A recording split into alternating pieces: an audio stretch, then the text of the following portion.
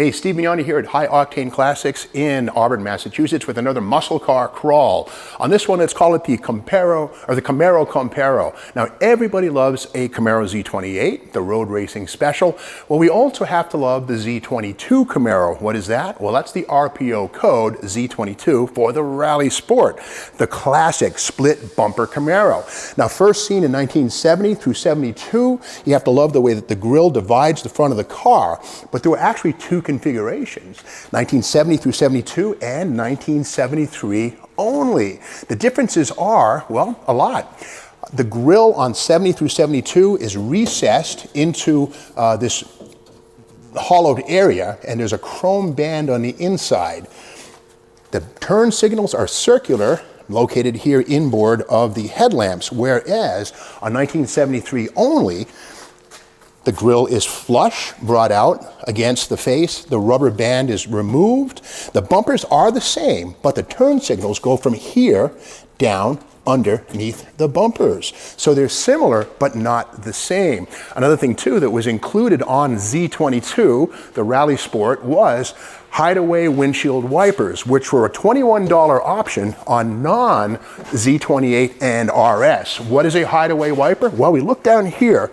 The driver's side wiper is actually articulated. It has an extra pivot right here so that when they're retracted down, they actually tuck down below the cowl. So again, if you find a Camaro that has a split bumper, you'll also want to see the articulated wiper arm on the driver's side of the car right there. Again, that was part of the C24 hideaway wiper, which was standard on Z28 and RS. Now, one thing about the first generation RS split bumper cars is a little optical illusion. Now, I worked at Hot Rod magazine for about 7 years, and this is the December 1998 issue of Hot Rod. And you can see right here on the cover, that corner of the grille looks bent or warped or somehow screwed up. Well, that's actually an optical illusion caused by the reflection of the grid in the grille right here.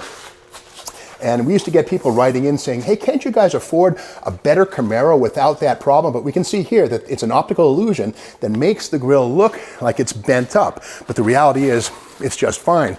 Now, something interesting about the Camaro RS, or the Z22, is that unlike the Z28 and the Super Sport, which were strictly V8 powered muscle cars, you might say, you could actually get a 6-cylinder engine in a Rally Sport in the first couple of years, including, of course, back in the 60s. 6-cylinder cars, Rally Sports, you could totally get them.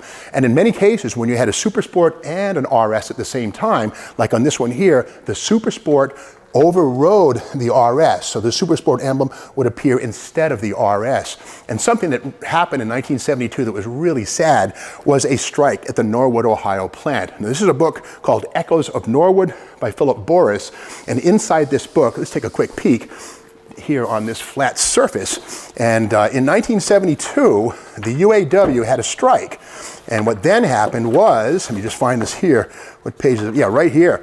The strike happened, and something like 200 plus days, cars were left on the line. By the end of the strike, the cars were deemed obsolete. In other words, the 73 bumper standards and all kinds of door crash standards couldn't be met. So the word was from management, if the car will accept gasoline, build it out.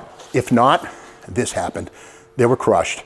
And it's an amazing thing. 1,100 Firebird, Camaro, and Nova and Pontiac Ventura, yes, the Pontiac version of the Nova, body shells were crushed on site at General Motors. And again, it was all about, union labor disputes and the fact that the cars were suddenly obsolete after having sat on the assembly line for like 110 days. The cars are known as the Norwood 1100, and there's something of a piece of history and lore and legend. So if you Google Norwood, Ohio Camaro crush video 1972, you'll actually see color footage of brand new SS and Sport Coupe and RS body shells being loaded into a crusher. And check this out, the crusher was a portable on-site unit that had a Ford 250 cubic inch 6-cylinder engine, gas engine powering it. So a Ford crusher crushing the Camaro and Nova body shells. There's some kind of a divine thing going on there, I don't know.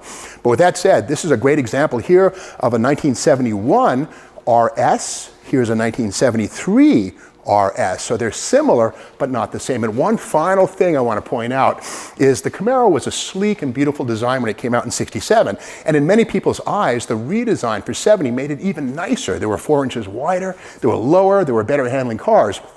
One thing that was kind of weird about them was if you were driving the car with the windows down on a rainy day, you got rain on your shoulders because they did not have standard drape rails right here. You paid extra. So here we have it on this car. This is correct right here. So it's amazing that form and function always battle, and generally speaking, function wins out. Well, not so on the Gen 2 Camaro, where the standard equipment or non-equipment was no drip rail and wet shoulders on rainy days. You paid extra money for the drip rail. So that's just a very small part of the Camaro Comparo here on the Steve Maggs YouTube channel. If you like what you see here, be sure to subscribe, stick around, there's a lot more.